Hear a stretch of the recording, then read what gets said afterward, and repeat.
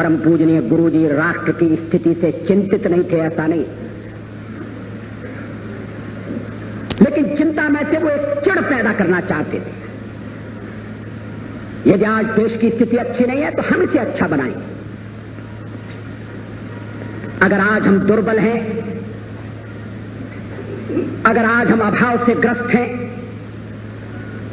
अगर भारत माता का कोई भी पुत्र या पुत्री सम्मान से, समृद्धि से जीवन यापन करने की क्षमता नहीं रखता तो ये हमारे लिए चुनौती है, और हम इस चुनौती का सामना करके भारत के भाग्य को बदलेंगे।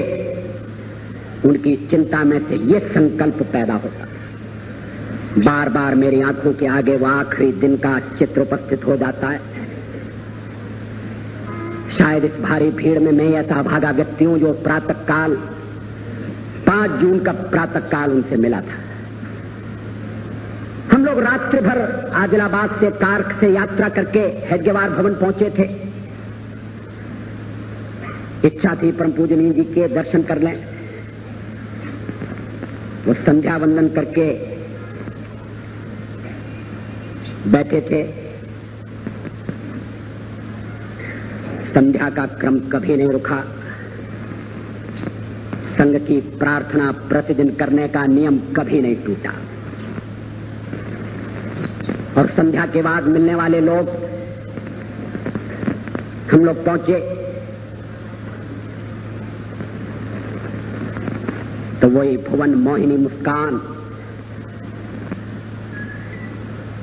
हृदय का हरण करने वाली, तापों का निवारण करने वाली। व्यक्ति कितना भी दुखी हो, थका हो, चिंतित हो, एक बार परम पूजनीय गुरु जी के सानिध्य में पहुंच गया और उनकी दृष्टि पड़ी तो लगा सारी थकान मिट गई। उस दिन भी तबीयत बहुत खराब थी। उन्हें देखने वाला हर व्यक्ति नहीं समझ सकता था, मगर कुछ लोग समझ सकते थे। डॉक्टर आबाजी थत्ते मौजूद थे, लेकिन उन्होंने सबसे परिचय प्राप्त किया।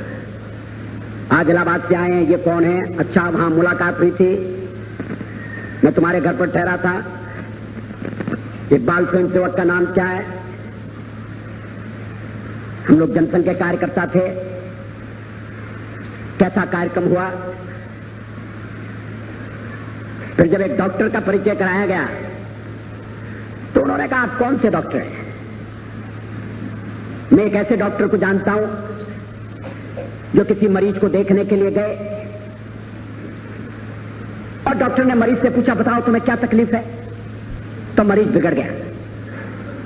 कहने लगा, अगर तकलीफ आपको ही बताना है और मुझे ही बताना है तो फिर आपकी क्या जरूरत है? आप डॉक्टर हैं, आप बताइए मुझे क्या तकलीफ है। तो डॉक्टर ने कहा, ठहरो, मैं ऐसा डॉक्टर बुलाकर लाता हूं जो बिना तुम्हारे बताए तुम्हारा इलाज करेगा।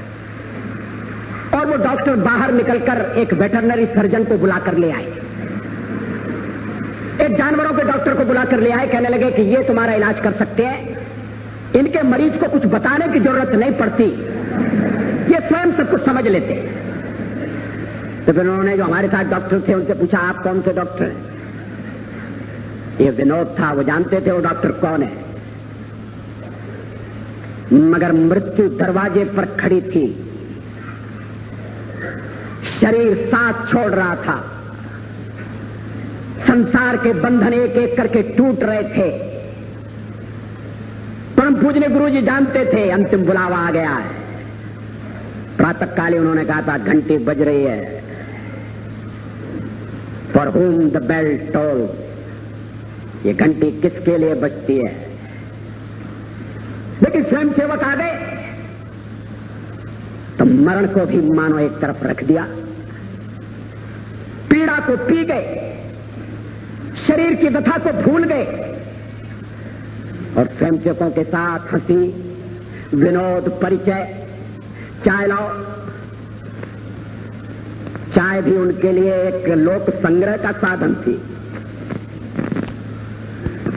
उन्हें यह भी स्मरण था कौन चाय पीता कौन नहीं पीता। मेरे पेट में तकलीफ थी, मैंने चाय पीना बंद कर दिया था। ऑपरेशन के बाद मैं पीने लगा। मगर उन्हें स्मरण था कि ये चाय नहीं पीता है। कहने लगे नहीं अटल चाय नहीं पीता, दूध लाओ। मैंने कहा पीना शुरू कर दिया। तो कहने लगे चलो अच्छा, उतनी तकलीफ कम हो गई। और बाल स्वयंसेवकों से परिचय, नाम मुझे एक क्षण के लिए गा, एक क्षण के लिए, कि मानो शूलों की शैया पर भीष्म पितामह विराजमान है। एक क्षण के लिए, क्योंकि दूसरे क्षण विचार आया कि भीष्म पितामह न्याय के पक्ष में थे, मगर ये तेजस्वी, ये तपस्वी व्यक्ति, ये हरदम धर्म के लिए लड़ा, इसने हरदम न्याय के लिए संघर्ष किया, ये कभी कौरवों के पक्ष में नहीं था।